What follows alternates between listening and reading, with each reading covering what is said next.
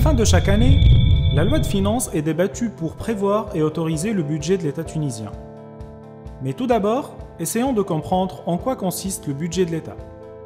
Le budget est une projection chiffrée des recettes et des dépenses de l'État.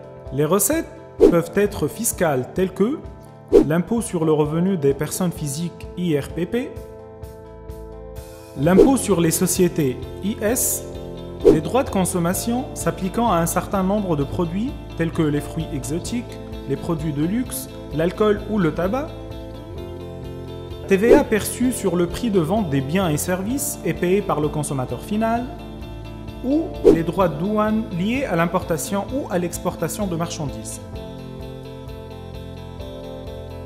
Les recettes peuvent aussi être non fiscales, à savoir les revenus pétroliers, les revenus de participation de l'État dans les entreprises, les dons extérieurs, les recettes de privatisation ou autres recettes non fiscales. Après avoir examiné les ressources de revenus de l'État, regardons maintenant ce que fait l'État de cet argent, les dépenses, qui sont essentiellement des dépenses de fonctionnement permettant à l'État d'assurer le bon fonctionnement de ses activités, telles que les rémunérations des fonctionnaires,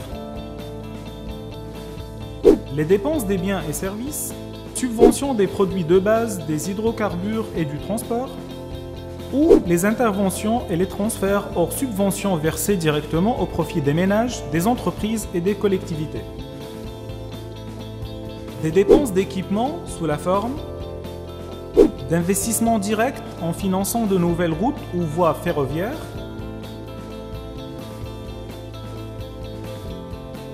de financement public où l'État intervient indirectement en subventionnant des organismes ou des entreprises par des mécanismes encourageant l'investissement.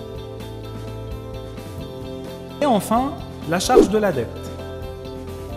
Le budget de l'État doit être équilibré, c'est-à-dire que les dépenses doivent être égales aux recettes. Si les recettes dépassent les dépenses, on parle d'excédent budgétaire, ce qui n'est jamais arrivé dans l'histoire de la Tunisie. Dans le cas contraire, on parle de déficit budgétaire. L'État recourt aux emprunts pour financer son déficit, ce qui accroît l'encours de sa dette publique. En résumé, le budget de l'État est un exercice délicat d'équilibre et d'allocation des recettes et des dépenses.